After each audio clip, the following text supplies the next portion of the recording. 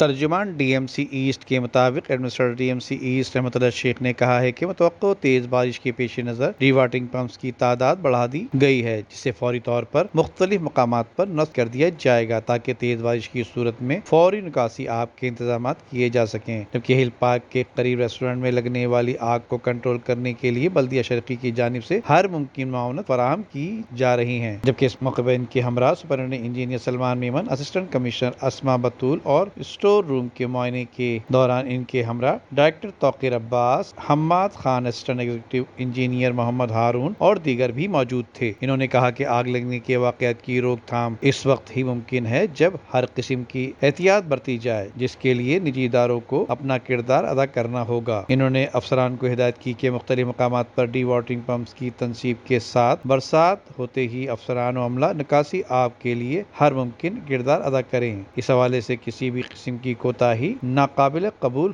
ہوگی۔ اس موقع پر انہیں ڈی واٹرنگ پمپس کی تنصیب کے حوالے سے بریفنگ دی گئی اور بتایا گیا کہ ڈی واٹرنگ پمپس کے ساتھ دیگر مشینری کی مدد سے نکاسی آب کے امور کو یقینی بنایا جائے گا۔ ندیم صدیقی، میٹرو 7 پاکستان۔